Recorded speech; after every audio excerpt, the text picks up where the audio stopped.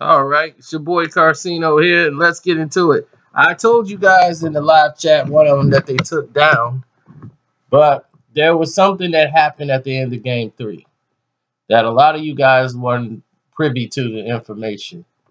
And I didn't want to get anybody in trouble at the time, so I didn't say nothing on it because he's like, man, if you say something, that could cause some problems. And so I waited till the finals was over. I said, this thing's over. So I'm going to just wait till it's over, and then I'll comment on it. LeBron James, reportedly, LeBron James and Kevin Love have not spoken to each other except for on the court. Have not spoken to one another since game 3. At the end of game 2, I think they had a conversation, but after game 3, neither guy was speaking to each other. They didn't speak in practice. They didn't speak at all. This was reported to me. And this is after game 3. And I told you, I said, when this is over, we'll talk about it.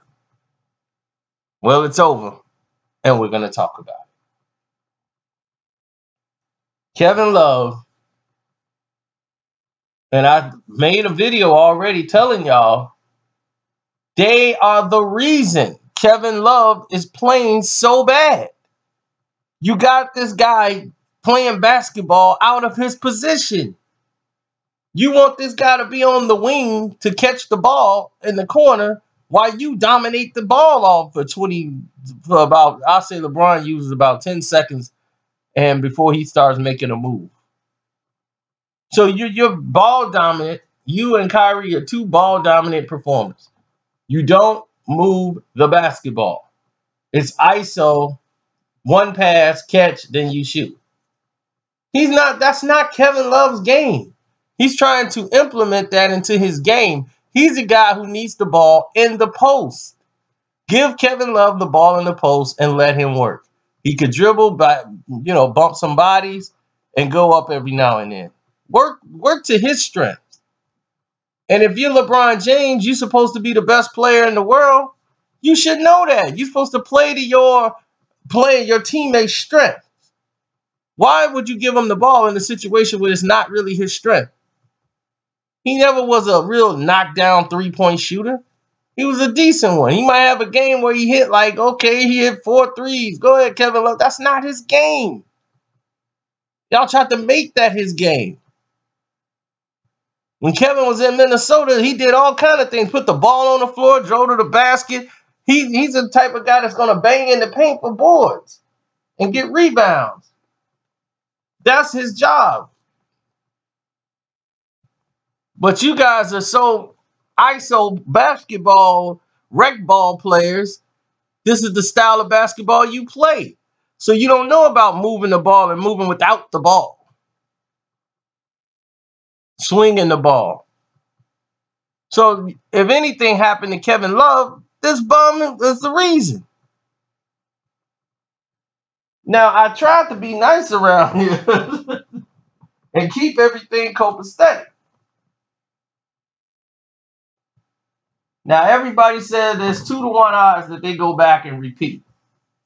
I wouldn't argue with that. The Cavs odds are going back. It's 3-1. But it's going to be a fire sale over there. A complete fire sale. Because a lot of people are going to be gone next year.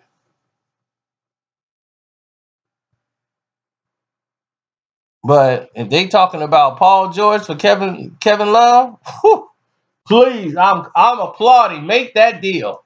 Make that deal. I want to see Cleveland sink as fast as a rock, and ain't nothing going to sink it faster than putting Paul George on that team. So go ahead, knock yourself out. I'm all for it. But, yep, it is reported LeBron and Kevin Love are not speaking.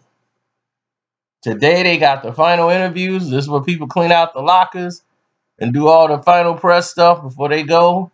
And they ain't got to talk to nobody no more. They done. So this is it, you know. So you gone for the summer. See you next year. Will Kevin Love still be there? We don't know. But LeBron definitely is not happy with a lot of his teammates. And it showed in the interview when he was basically throwing them under the bus and taking himself out the equation. So, hey, it is what it is. What y'all think?